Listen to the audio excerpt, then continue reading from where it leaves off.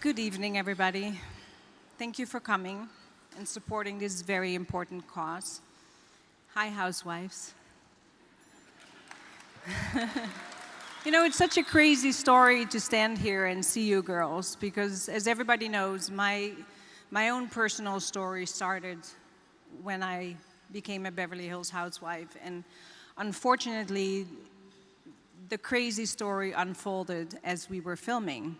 And it was 4 years of it.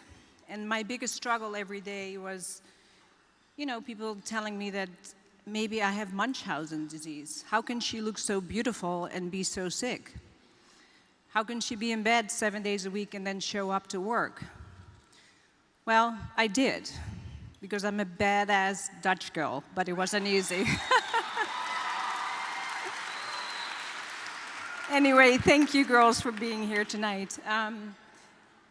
God, I didn't write a speech because unfortunately I am in a relapse.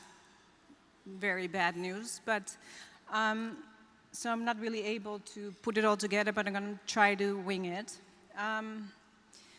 What I wanted to talk about is a couple of things. One is,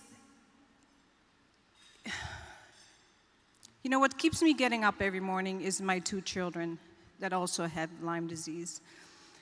And quite often I just want to get on with my life and pretend the whole nightmare never happened. I mean, I got sick in 2000. We're now in 2018. I had 1 year of remission, and unfortunately I'm kind of not back where I started, but back into, you know, not feeling good, just wanting to crawl in a hole and wait for it all to pass. But I also understand that the higher purpose of my journey is to continue to keep bringing awareness to this awful disease until a change is made. And a couple of very important things are, you know, it's just such an unfair situation. I mean, we're in 2018. If we look back in time, I think the first case of Lyme disease was diagnosed in 1974 or 75. And we're now in 2018, and we still don't have answers. I mean, because of my extraordinary platform that I have, I read hundreds and hundreds of emails every day from people, not only in America, all over the world. You pick a country, there's people sick. How is that possible? I mean, the first case of AIDS was diagnosed early 1980, and we saw the world come together so beautifully to find not a cure, but medications for people to live a normal life.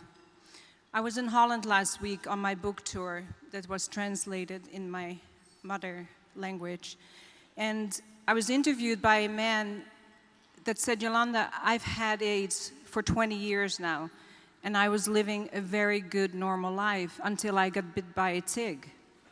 And I can't get out of bed. How is this possible?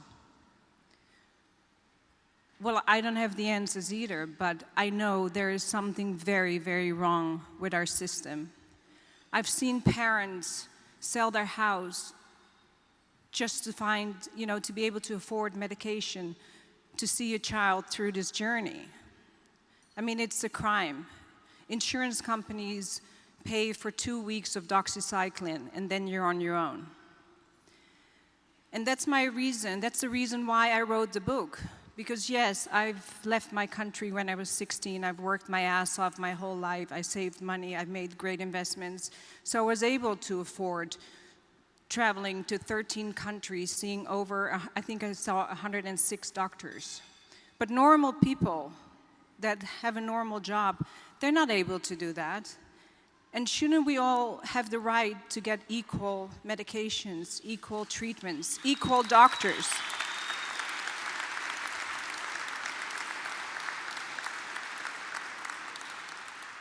I can't tell you how, I mean, that's what keeps me awake at night is not my journey, the journey of my children and so many children in the world that don't get the proper treatments that they deserve. I mean, living in today's world is hard enough as a healthy child. And, you know, it's time that we all put an end to this. I mean, for me, if I die next week, next month, next year, I mean, this is the greatest cause I've ever fought for. And even today, I've been in treatment all day. I feel like shit. But I showed up because this has to change. So thank you, everybody.